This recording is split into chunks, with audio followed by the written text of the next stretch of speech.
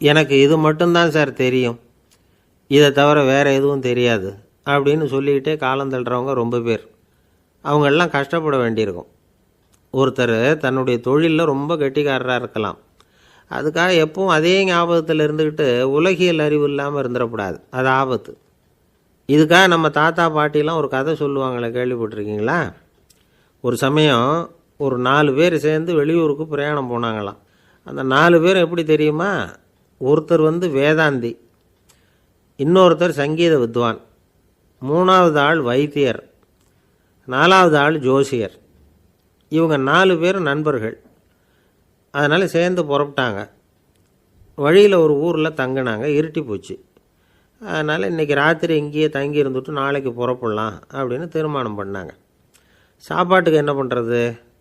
அங்கேயே கடத்தெருவுக்கு போய் சாமான்லாம் வாங்கியாந்து சமைச்சு சாப்பிட்லாம்னு முடிவு பண்ணாங்க.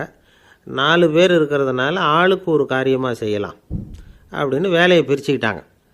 வைத்தியர் கரிகாய் வாங்க போனார், வேதாந்தி எண்ணெய் வாங்க போனார், ஜோசியர் பலசரக்கு வாங்க போனார், சங்கீத வித்வானுக்கு சமைக்கிற வேலை. எல்லாம் சரி. ஆனால் நடந்தது என்ன தெரியுமா? கடைத்தெருவுக்கு காய்கறி வாங்க போனார்ல வைத்தியர், அங்கே போய் மார்க்கெட்டில் பார்த்தார். ஒவ்வொரு கரிகாயாக எடுத்து பார்த்தார்.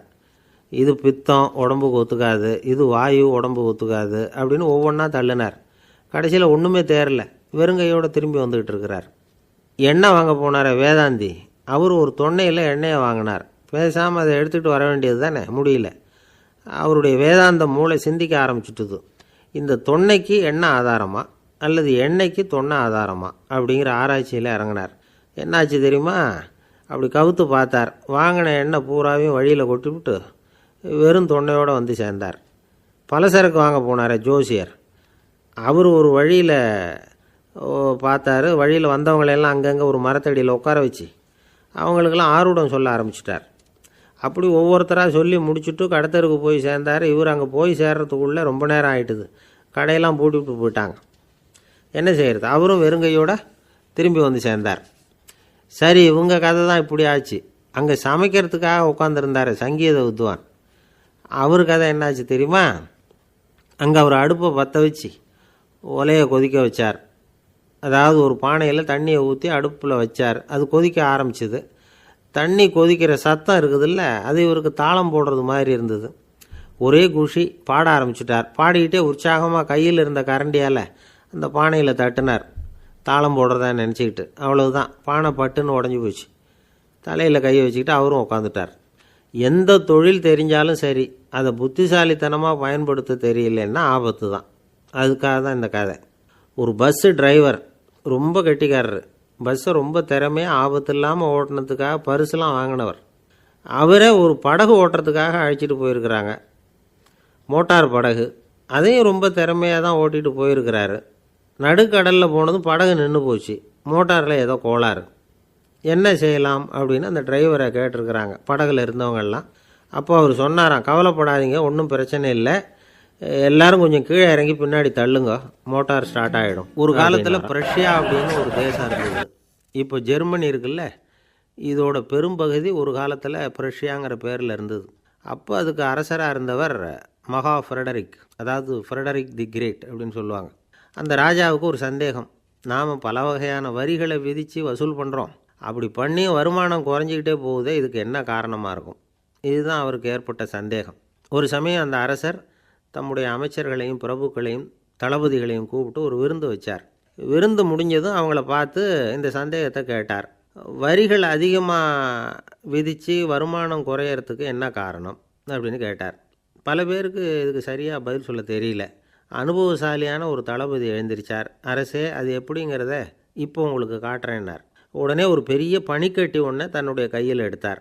அதை அப்படியும் எப்படியும் திருப்பி பார்த்தார். அப்புறம் அடுத்தவர்கிட்ட கொடுத்தார். அவரும் அதை அப்படியும் இப்படியும் திருப்பி பார்த்துட்டு அடுத்தபடியாக இருந்தவர்கிட்ட கொடுத்தார். இப்படியே இதை ஒவ்வொருத்தராக பார்த்துட்டு ஒவ்வொரு கையாக மாறி கடைசியில் மன்னர் கைக்கு போய் சேர்ந்தது. மன்னர் கைக்கு அந்த பனிக்கட்டி போய் சேர்ந்தப்போ அது கொஞ்சம் கொஞ்சமாக உருகி ஒரு பட்டாணி கடலை சைஸுக்கு ஆகிட்டுது.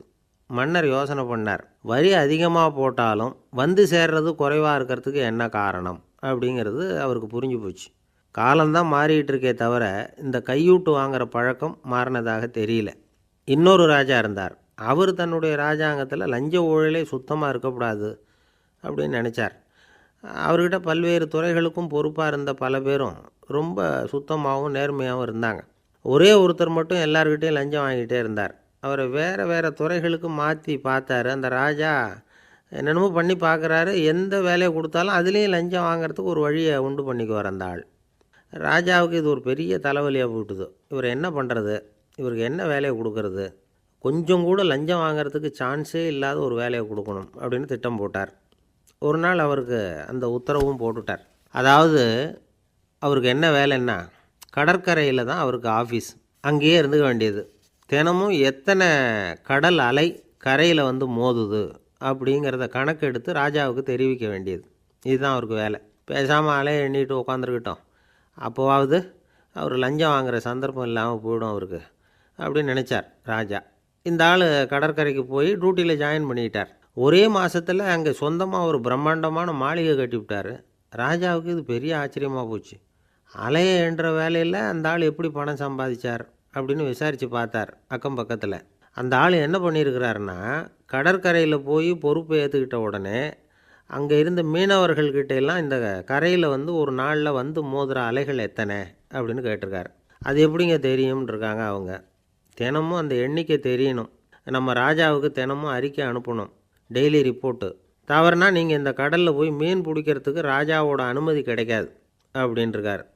உடனே மீனவர்களும் பயந்து போட்டாங்க. கடலுக்கு போகிறதுக்கு அனுமதி இல்லைன்னா பட்டினி கிடக்கிறது மாதிரி ஆகிடுமே. மெதுவாக அந்த ஆளுகிட்ட போனாங்க, காதோட காதாக சொன்னாங்க, ஐயா, எங்களால் வந்து கடல் அலையை வந்து எண்ண முடியாது. தினமும் எங்களால் முடிஞ்சதை உங்களுக்கு பணமாக கொடுத்துட்றோம். நீங்கள் தான் ராஜா கிட்ட சிபாரிசு பண்ணி நாங்கள் தொடர்ந்து மீன் பிடிக்கிறதுக்கு அனுமதி வாங்கி கொடுக்கணும் அப்படின்னு வேண்டிக்கிட்டாங்க.